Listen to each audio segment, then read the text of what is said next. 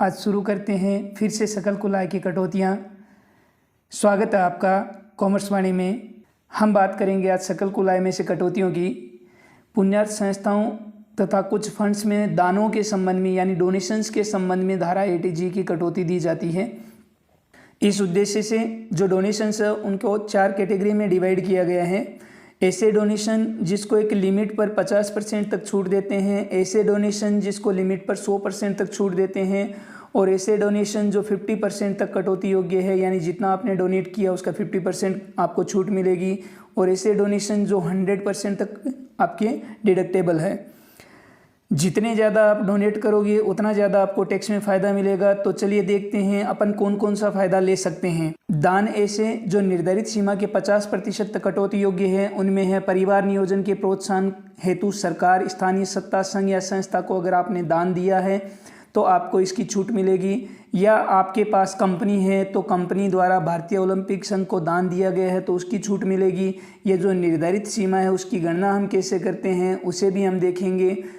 आगे चलते हैं। दान ऐसे जिनको निर्धारित सीमा के 100% तक कटौती योग्य माना जाता है तो इनमें हमारे कुछ दान है, जैसे पुण्यार्थ संस्था को दान दिया है। पुण्यार्थ संस्था का यहाँ मतलब है ऐसी कोई संस्था जो धार्मिक उद्देश्य के कार्य करती है। आपने धार्मिक उद्देश्य के लिए किसी संस्था को दान दिया है तो इसी में काउंट किया जाएगा। सरकार या स्थानीय सत्ता को धार्मिक उद्देश्य के लिए दान दिया है तो भी इसी में काउंट होगा। गजट में कोई भी आपका ऐतिहासिक स्थल है, कलात्मक महत्व का स्थान है, राज्य में प्रसिद्ध कोई धार्मिक स्थल है, उसकी मरम्मत के लिए अगर आपने दान दिया है तो ऐसा दान भी आपके इसी में काउंट होगा जो निर्धारित सीमा के 100% तक कटौती योग्य है। तो मान लीजिए आपने किसी फोर्ट के लिए डोनेट किया तो फोर्ट की रिपेयर के लिए डोनेट किया तो फोर्ट आपका ऐतिहासिक महत्व का होने के कारण इस कैटेगरी में आएगा। मान लीजिए आपने तिरुपति मंदिर में डोनेट किया तो वो भी इसी में आएगा। मान लीजिए आपने सालासर बालाजी धाम में कोई डोनेट किया तो भी इसी में आएगा। इस तरीके से आपके क्षेत्र विशेष में कोई ऐसा प्रचलित धार्मिक स्थान जिसकी रिपेयर के लिए आपने डोनेट किया और वहाँ से आपको जो स्लिप मिलेगी वो रिपेयर की मिलेगी तो आपको इसकी छूट मिल सकती है। चौथा जो पॉइंट है, ऐसी संस्था जो मकान में रहने की व्यवस्था अथवा शहर गांव के नियोजन विकास व सुधार हेतु बनी हो तो ऐसी संस्था में भी अगर आपने डोनेट किया है तो आपको छूट मिलेगी। फिर सी पॉइंट को हम देखते हैं तो दान ऐसा जो संपूर्ण राशि का 50% कटौती योग्य है। मान लीजिए आपने इन चारों में से किसी भी जगह पर दान दिया है तो उसका 50% छूट मिलेगी। जवाहरलाल नेहरू स्मारक निधि में, प्रधानमंत्री सूखा सहायता कोष में, इंदिरा गांधी स्मारक ट्रस्ट में, राजीव गांधी फाउंडेशन में, अगर आपने इन चारों में से कहीं पर भी डोनेट किया है दान का 50% आपके लिए छूट योग्य होगा। ऐसे दान जो 100% तक कटौती योग्य हैं उनकी सूची हम आगे नेक्स्ट पेज पे देखेंगे कि ऐसे दान कौन कौन से हैं। लगभग 22-23 ऐसे दान भी गवर्नमेंट ने क्लासीफाई कर रखे हैं जिनमें आप अगर डोनेट करते हैं तो आपको 100% तक छूट मिलेगी। लेकिन आपको ध्यान में रखना है कि दान अगर वस्तु के रूप में होता है या दान की राशि 2000 रुपये से ज़्यादा कैश में है तो आपको इस धारा में कोई भी छूट नहीं मिलेगी। आपने उपरोक्त किसी भी फंड में पैसा लगाया है तो आपको किसी भी प्रकार की छूट नहीं मिलेगी। इस बात का आपको विशेष रूप से ध्यान रखना होगा। जो निर्धारित सीमा हम ज्ञात करते हैं उसके लिए आपको ध्यान रखना है कि GTI जो आपने कैलकुलेट किया होगा, ग्रॉस टोटल इनकम, जिसमें हम सभी हेड की इनकम को काउंट कर लेते हैं, डिम्ड इनकम को काउंट कर लेते हैं, तब आपकी GTI बन जाती है। उसमें से डिडक्शन 80 की कोई भी बन रही है जो 80G को छोड़कर है वो सारी डिडक्शंस आपकी 80 की लेस हो जाएगी। और उसके अलावा आपका लेस होगा STCG 111A, STCG 111A का, या उसके बाद में आपने किसी भी टाइप का LTCG गेन किया है तो उसको भी लेस कर दिया जाएगा। लेस करने के बाद जो कुछ आपके पास अमाउंट बचेगा उसका 10% आपकी निर्धारित सीमा होगी। अगर आपका दान इस निर्धारित सीमा से ज़्यादा है तो आपको दी गई राशि का 50% या 100% A पॉइंट या B पॉइंट के अकॉर्डिंग छूट योग्य होगा।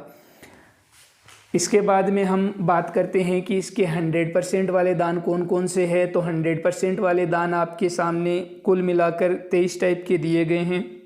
इन सभी प्रकार के फंड्स में अगर आपने डोनेट किया है तो आपको दी गई डोनेशन की टोटल अमाउंट की डिडक्शन मिल सकती है। आपने अमाउंट जितना दिया होगा उस टोटल अमाउंट की आपको रिबेट मिल जाएगी। इस पॉइंट के अकॉर्डिंग इन डोनेशंस को आपको अलग से याद नहीं रखना है, सिलेबस के अकॉर्डिंग याद रखना हो तो आप ए पॉइंट को याद रखिए, बी पॉइंट को याद रखिए, सी पॉइंट को याद रखिए। जो डोनेशन बच जाएंगे वो सारे के सारे डोनेशन चले जाते हैं कैटेगरी डी में। लेकिन कुछ ऐसी आपके डोनेशंस भी होते हैं जो आपके किसी भी कैटेगरी में छूट योग्य नहीं होते हैं, यानी ATG की कोई भी कैटेगरी में उनकी छूट नहीं दी जाती है। जैसे गरीब बच्चे की शिक्षा के लिए खर्च किया गया हो तो आपने डायरेक्ट खर्च किया है तो आपको कोई छूट नहीं है, लेकिन आपने गवर्नमेंट द्वारा बनाए गए फंड में डोनेट किया है तो आपको छूट मिल जाएगी। नेक्स्ट डिडक्शन पे चलते हैं। तो नेक्स्ट डिडक्शन आपकी है ATGG की, जो मकान किराए के संबंध में दी जाती है। मकान किराया अगर चुकाया जा रहा है और करदाता को मकान किराया भत्ता प्राप्त नहीं होता हो तो इस कंडीशन में हम मकान किराए की छूट दे देंगे ATGG के अंडर में।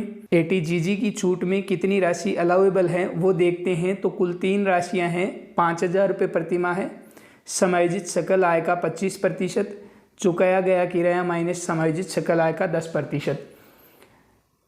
आपकी मैक्सिमम अमाउंट 5,000 पर मंथ है।